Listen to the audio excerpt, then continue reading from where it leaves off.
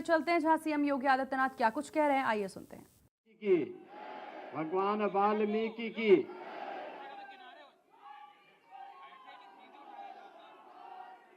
भगवान वाल्मीकि की आज इस पावन जयंती कार्यक्रम में समारोह में उपस्थित उत्तर प्रदेश सरकार में मंत्रिमंडल के मेरे वरिष्ठ सहयोगी उप मुख्यमंत्री श्री ब्रजेश पाठक जी, भारतीय जनता पार्टी के प्रदेश के अध्यक्ष चौधरी भूपेंद्र सिंह जी, उत्तर प्रदेश सरकार के पर्यटन और संस्कृति मंत्री श्री जयवीर सिंह जी, पूर्व उप मुख्यमंत्री और सदस्य राज्यसभा श्री दिनेश शर्मा जी, माननीय सांसद राज्यसभा उत्तर प्रदेश के पूर्व डीजीपी श्री ब्रजलाल जी, लोकसभा के माननीय सदस्य श्री अनूप प्रधान वाल्मीकि जी,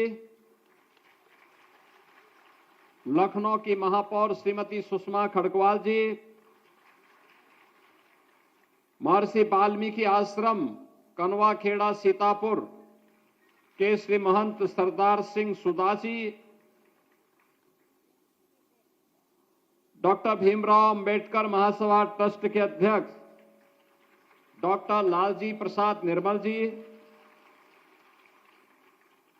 विधान परिषद के माननीय सदस्य श्री मुकेश शर्मा जी, रामचंद्र प्रधान जी, विधानसभा के सदस्य श्री ओपी श्रीवास्तव जी, दिनेश चंद्र वाल्मीकि जी और भारतीय जनता पार्टी के महानगर के अध्यक्ष श्री आनंद द्विवेदी जी, प्रदेश के कोने कोने से आए हुए अंबेडकर महासभा और महर्षि वाल्मीकि से जुड़े हुए उनके सभी अनुयायी उपस्थित बहन और भाइयों,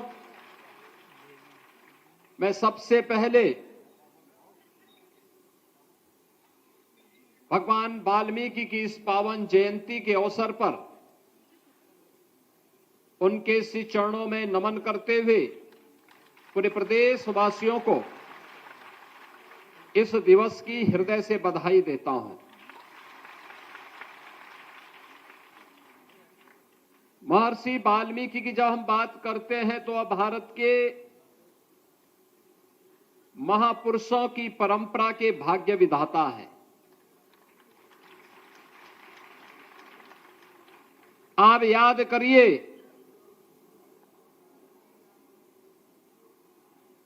जब उन्हें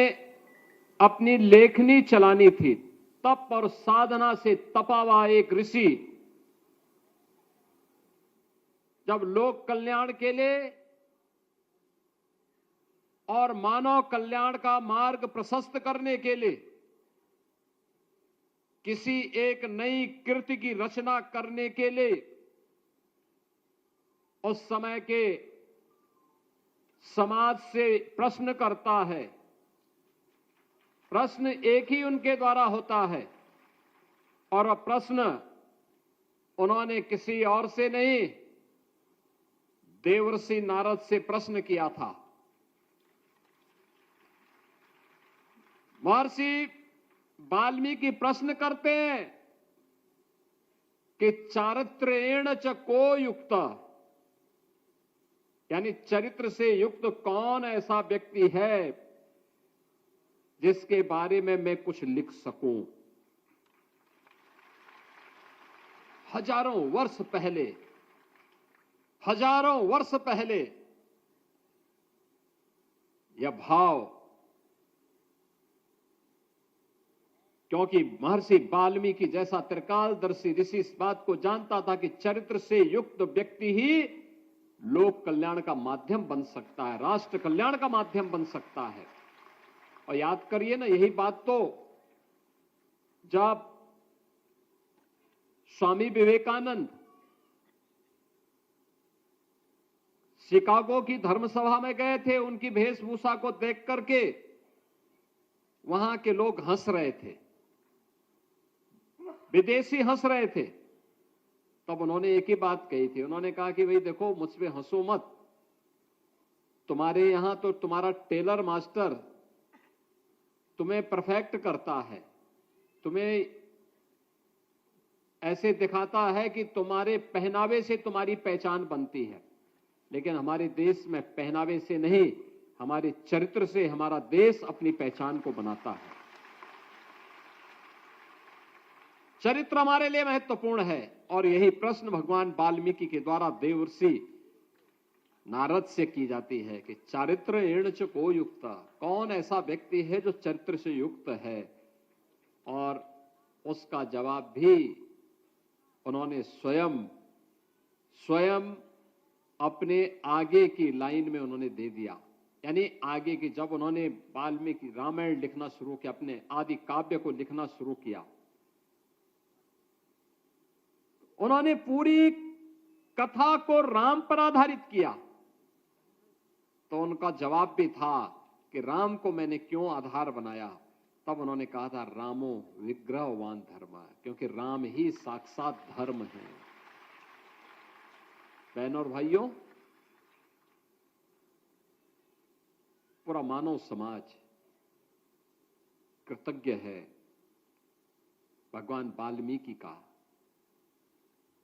क्योंकि जब भी किसी भारतीय के मन में कोई संदेह पैदा होता है, वह किसी भी स्थिति में हो,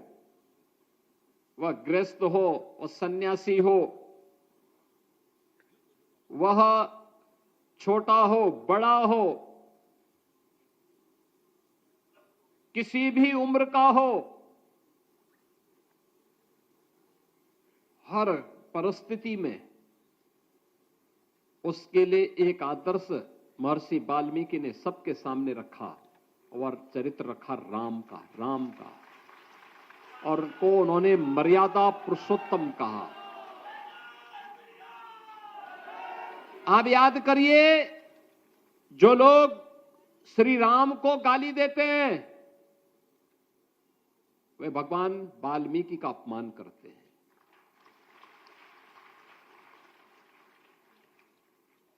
और जो भगवान वाल्मीकि का अपमान करते हैं, वे भगवान राम का भी अपमान करते हैं।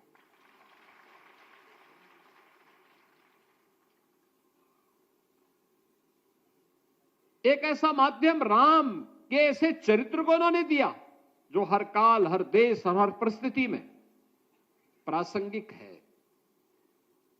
भाई का भाई के साथ रिश्ता क्या होना चाहिए, पिता और पुत्र के बीच में, मां और पुत्र के बीच में, राजा और प्रजा के बीच में क्या संबंध होने चाहिए, क्या रिश्ते होने चाहिए, यह भाव अगर किसी ने भरा तो मर्यादा पुरुषोत्तम कह करके, यानी पुरुषों में सबसे उत्तम, और वो उत्तम क्यों? क्योंकि उन्होंने एक मर्यादा तय की है हर एक कार्य की। उस मर्यादा की लक्ष्मण रेखा को कभी राम ने उल्लंघन नहीं किया, और यह आदर्श किसी ने दिया